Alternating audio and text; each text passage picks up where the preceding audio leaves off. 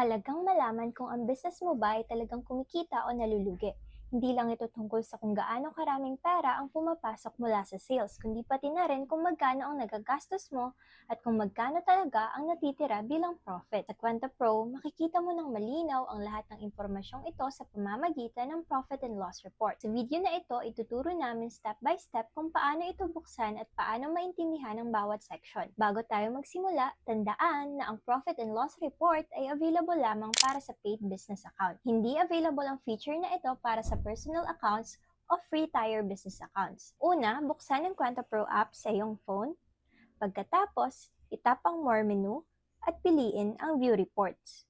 Sa report page, makikita mo ang iba't ibang klase ng reports tulad ng sales report, daybook, all transaction reports, pati na rin ang profit and loss report. Para makita ang iyong profit, itap lang ang profit and loss report.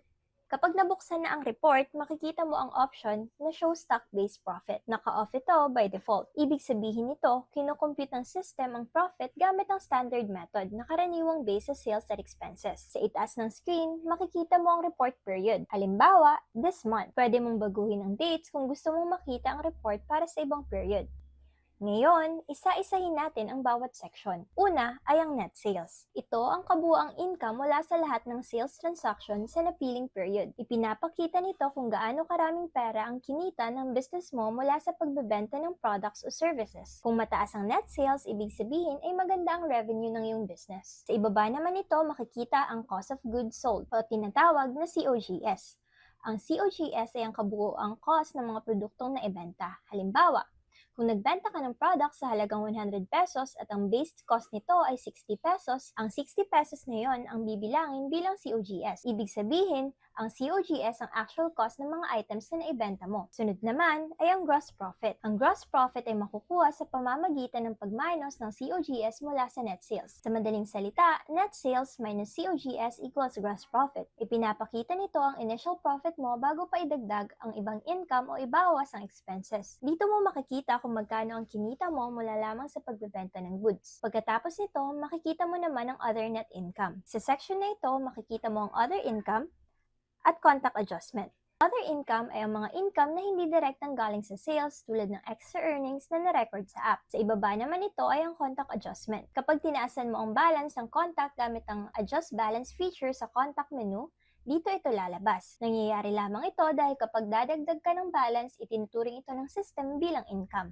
At dahil income ang turing dito, nadadagdagan ang total profit mo. Sunod, makikita mo ang net expenses. Ipinapakita ng section na ito ang lahat ng perang nagastos ng iyong business. Sa loob ng section na ito, makikita mo ang expense at contact adjustments. Kasama sa expenses ang mga operational costs tulad ng rent, salaries, electricity, transport at iba pang expenses na na-record sa app. Sa ibaba nito ay ang contact adjustment ulit. Kapag binawasan mo ang balance ng contact gamit ang adjust balance feature, dito ito mare-record. Ito ay dahil ang pagbawas ng balance ay nangangahulugang may lumalabas na pera mula sa iyong business. Kaya tinatrato ito ng system bilang expense. Kaya tandaan, ang contact adjustments ay pwedeng makaapekto sa report sa dalawang paraan. Kapag dinagdagan ng balance, itinuturing ito bilang income. Kapag binawasan ng balance, itinuturing ito bilang expense. Sa ganitong paraan, mas nasasalamin ng report ang tunay na financial situation ng iyong business. Sa huli naman, makikita mo ang net profit. Ito ang final resort. Nakalkula ito matapos idagdag ang gross profit, idagdag ang other income, at ibawas ang lahat ng expenses. Kapag positive ang number, ibig sabihin ay kumita ang business mo. Kapag negative ang number, ibig sabihin ay nalugi ang business mo. Ito ang pinaka-importanteng number sa report. Ngayon naman, tingnan natin ang detailed version kapag naka-on ang Show Stock-Based Profit. Tignan muna ang report period, siguraduhin tama ito, at dahil naka-on na ang Show Stock-Based Profit, kapag enabled na ito, bahagyang magbabago ang layout dahil kinukompute na ngayon ng system ang profit-based trend ng inventory movement. Dahil dito, mas nagiging detailed at mas accurate ang view. Ang unang section ay net sales pa rin, pero sa detailed view, kasama na rito ang sales, sales returns, at tax payable.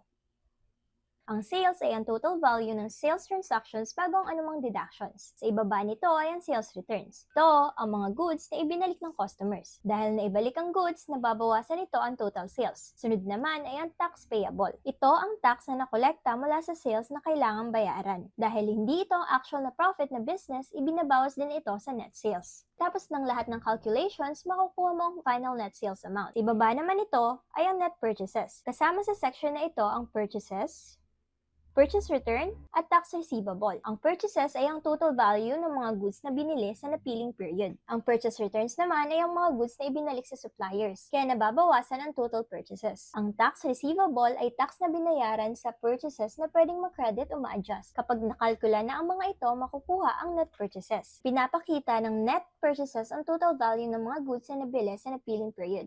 Matapos i-adjust ang purchase returns at tax, nakakatulong ito para malaman ng system kung magkano ang nagastos sa pag-stock ng inventory. Sunod naman ay ang mga inventory components. Pagkatapos nito, makikita mo ang stock additions. Ang stock additions ay tumutukoy sa inventory na nadadagdag gamit ang inventory feature. Isinasama ito dahil ang pagdagdag ng stock ay nangangahulugang may perang inilaan para sa inventory. Kasunod nito ay stock reductions. Ang stock reductions ay tumutukoy sa inventory na nabawas sa system. Ipinapakita nito ang stock na lumabas sa loob ng napiling period. Sunod naman ay ang opening stock. Ang opening stock ay ang value ng inventory na available sa simula ng napiling period. Nakakatulong ito para malaman ng system kung gaano karaming stock ang meron ka sa simula. Pagkatapos nito ay ang closing stock. Ang closing stock ay ang value ng inventory na natitira sa dulo ng napiling period. Tinitiyak nito na ang unsold stock ay naisasaalang-alang ng tama sa calculation. Kapag naisama na ang lahat ng components na ito, kinukumpute ng system ang gross profit. Sa pagkakataang ito, ang gross profit ay hindi na lang based sa sales at purchases, kundi pati na rin sa inventory movement. Sa ibaba nito, makikita mo ang other net income. Kasama rito ang other income at contact adjustments kung saan dinagdagan ng balances. Ito ang mga additional earnings bukod sa regular sales. Sunod naman ay ang net expenses. Kasama rito ang lahat ng business expenses at contact adjustments kung saan binabawasan ng balances. Ipinapakita nito ang perang nagastos sa napiling period. At sa pinakahuli, pagkatapos maisaalang-alang ang lahat ng income at expenses, ipapakita ng system ang final net profit. Sa ibabang bahagi ng screen, makikita mo ang tatlong pangunahing option para madaling ma-manage ang iyong report. Una ay ang download section, kung saan automatic na gene-generate ng app ang report at pinapayagan kang isave diretso sa iyong phone. Sunod ay ang print PDF option na nagbibigay daan para ma-convert ang report sa printable format. Convenient ito kung kailangan mo ng hard copy o gusto mo itong isave bilang PDF. May available din na Excel option.